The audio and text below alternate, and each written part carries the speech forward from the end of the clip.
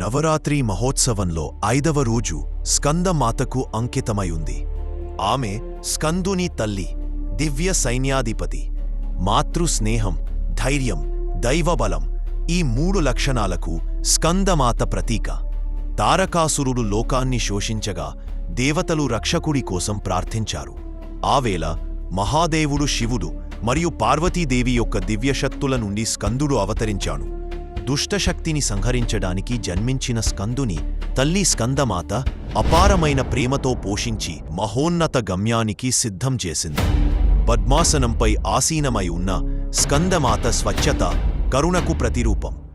ఆమె ఆశీర్వాదం భయాన్ని తొలగించి జ్ఞానాన్ని ప్రసాదించి శ్రేయస్సును కురిపిస్తుంది. భక్తుల కోసం ఆమె భయనాశిని, దయామూర్తి. తల్లిదేవి మార్గదర్శకత్వంలో స్కందుడు అపరాజేయ వీరుడిగా ఎదిగాడు. సమయం రాగానే ఆయన దివ్య సైన్యాన్ని నడిపి తారకాసురునిపై యుద్ధానికి దిగాడు. అగ్నిలా దహించే శక్తిశాలి శూలంతో స్కందుడు రాక్షసుని సంహరించి లోకంలో శాంతిని పునరుద్ధరించాడు. ఈ రోజు కూడా భక్తులు జ్ఞానం, ధైర్యం, శాంతి కోసం స్కందమాతను ఆరాధిస్తారు.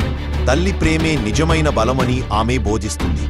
కరుణతో ధైర్యాన్ని పెంచే దివ్యమాత స్వచ్ఛ హృదయంతో ప్రార్థించే వారందరినీ కాపాడుతుంది.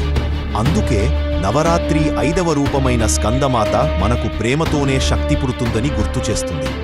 ఈ పవిత్ర దినాన ఆమెకు నమస్కరిస్తూ దైవ కరుణను, ధైర్యాన్ని కోరుకుంటాము.